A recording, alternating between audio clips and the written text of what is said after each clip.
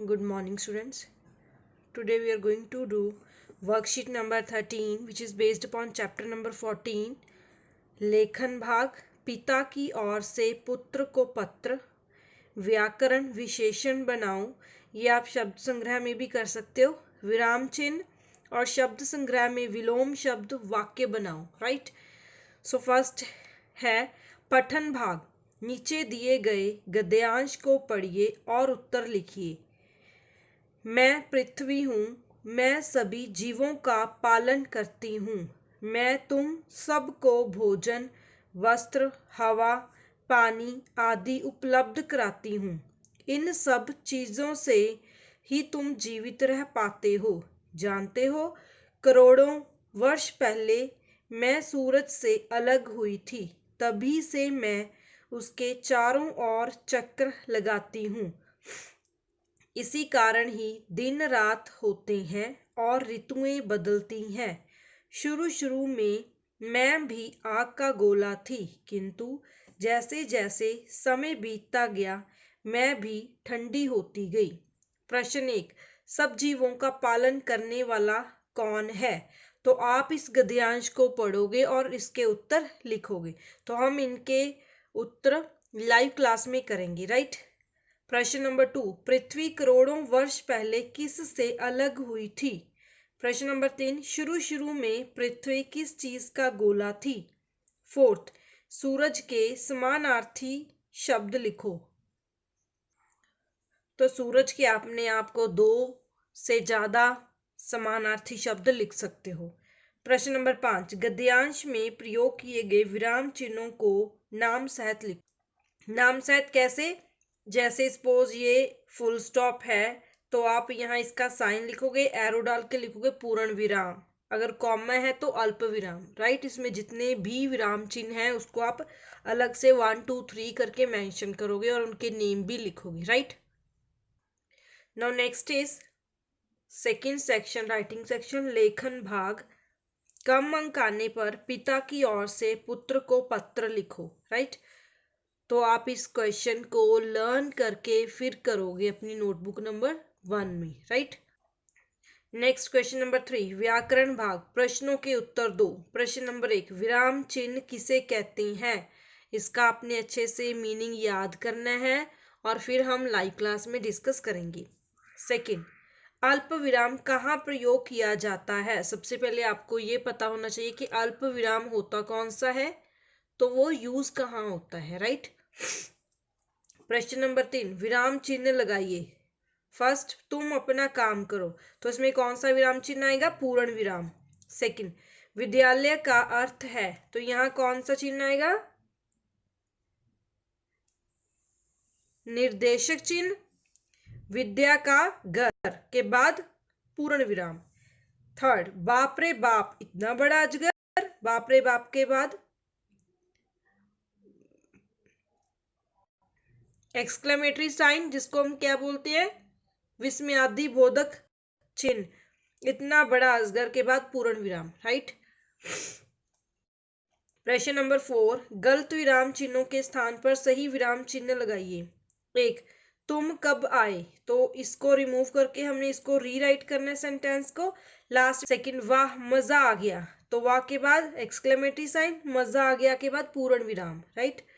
Third, Sita अभी गई है, तो ये सीधा सीधा सेंटेंस है, वाक्य है, तो इसमें हम प्रश्नवाचक को रिमूव करेंगे और पूर्ण विराम यूज करेंगे। राइट।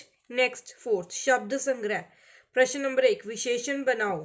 मानव का क्या विशेषण था? मानवीय। राइट। गुण का गुणी।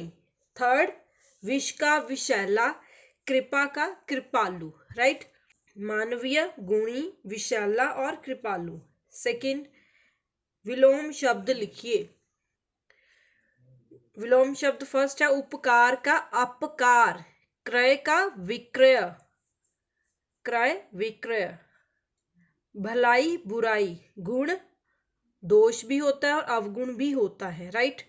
प्रश्न नंबर 3, वाक्य बनाओ। ग्राहक और देशद्रोह, इसको आप अपने अकॉर्डिंग वाक्यों में बदल सकते हो। ग्राहक होता है कस्टमर, और देशद्रोह क्या होता है? देश के साथ गद्दारी करने वाला। फिफ्थ साहित्यक भाग, प्रश्नों के उत्तर दो। प्रश्न नंबर 1, अध्यापक ने डॉक्टर साहब के बारे में क्या बताया? क्या बताया था डॉक्टर साहब के बारे में? कि डॉक्टर साहब अपने से ज्यादा अपने किसका ध्यान रखते हैं? रोगियों का ध्यान रखते हैं, इसलिए वो भी एक तरह से देशभक्त ही है। प्रश्न नंबर 2, मोनिका के अनुसार देशभक्त कौन होता है? तो मोनिका ने क्या बताया था कि देशभक्त वह होता है जो स्वयं को देश पर न्यौछावर कर दे, जैसे कि भगत सिंह, राजगुरु, सुभाष चंद्र बोस, भगत सिंह, राजगुरु और चंद्रशेखर। राइट। नेक्स्ट, प्रश्न नंबर 3, ऐसे देशद्रोही बेटे से तो मैं निपुती ही भली। राजनयिक की पत्नी ने ऐसा क्यों कहा? क्यों कहा था उसकी पत्नी ने ऐसा? क्योंकि उनका बेटा क्या कर रहा था? देशद्रोह के रास्ते पर जा रहा था। क्यों? क्योंकि उसको किसी चीज का लालच था। राइट। नेक्स्ट, प्रश्न नंबर 4, खाली स्थान भरो। फर्स्ट, मेजर को रेजिमेंट से बुलावा आ गया कि तुरंत हाजिरी दो। सेकंड, डॉक्टर साहब रोगियों के सच्चे हितैषी हैं। हितैषी मीन्स वेल विशर। प्रश्न नंबर 5, सही या गलत? फर्स्ट, मेजर साहब ने युद्ध में वीर गति प्राप्त की। Yes, it is true. Second, सेना के जवान देश की सीमाओं की रक्षा करते हैं। Yes, it's also true. Clear? तो ये थे वर्कशीट नंबर कार्यपत्रिका 13 के सभी भाग, जिसमें हमने पठन भाग भी किया, लेखन भाग आप अपने आप करोगे रिवाइज करके। थर्ड भाग था व्याकरण भाग, जिसमें हमने विराम चिन्हों को किया था और उसके क्वेश्चन आंसर आपने अच्छे से लर्न करने हैं और लिखने हैं। राइट। उसके बाद था शब्द संग्रह, जिसमें हमने विलोम शब्द, विशेषण बनाओ और वाक्य बनाओ किए हैं।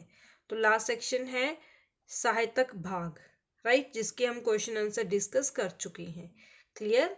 So students, understand this worksheet carefully, try to write answers of questions under this worksheet, and then we will discuss this worksheet in a live class. Right, so attend live class for solution of this worksheet. Fine. Okay student, thank you.